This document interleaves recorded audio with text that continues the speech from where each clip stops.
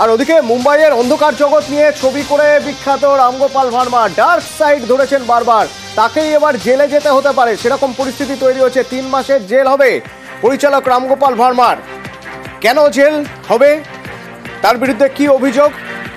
মানুষ হচ্ছেন আমার সহকর্মী, আমার সঙ্গে। মানুষ, এমন একটা দিনে এই নির্দেশ এলো যার ঠিক আগের দিন তিনি নতুন করে মুম্বাইয়ের অন্ধকার জগৎ নিয়ে একটা ছবির কথা ঘোষণা করলেন, সিন্ডিকেট হবে ছবির নাম। তার ঠিক পরের দিন নির্দেশ এলো তাকে 3 মাসের জন্য জেলে যেতে হবে। কিন্তু কেন?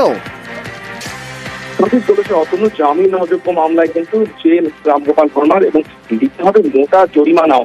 তুমি হয়তো জানো অতনু যে রামগোপাল ভার্মা এবং বিতর্কজনক একে অপরের সঙ্গী, বরাবরই বেফাঁস মন্তব্য করে বিতর্কে জড়িয়েছেন পরিচালক, আবার কখনো বা আইনি বিতর্কেও পড়তে হয়েছে তাকে।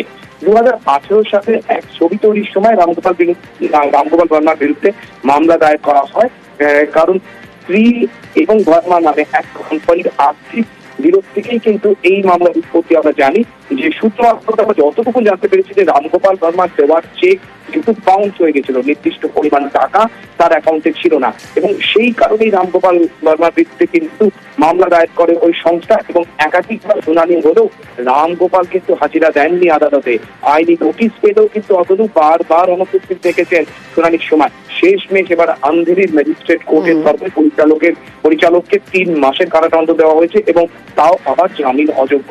শুধু তাই নয়, এর পাশাপাশি মোটা একটা অঙ্কের জরিমানাও দিতে হবে রামগোপাল ভার্মাকে। সুতরাং বোঝাই যাচ্ছে যে আর্থিক ক্ষতিপূরণ হিসেবে এই সংস্থাকে এখনো পর্যন্ত আমরা যা খবর পেয়েছি 3.72 লক্ষ টাকা দিতে হবে রামগোপাল ভার্মাকে। এবং আদালতের নির্দেশ অনুযায়ী এই 3 মাসের মধ্যে মামলাকারীকে ক্ষতিপূরণ দিতে না পারলে কিন্তু রামগোপালের হাজতবাসের মেয়াদ আরো 3 মাস বেড়ে যেতে পারে। ধন্যবাদ।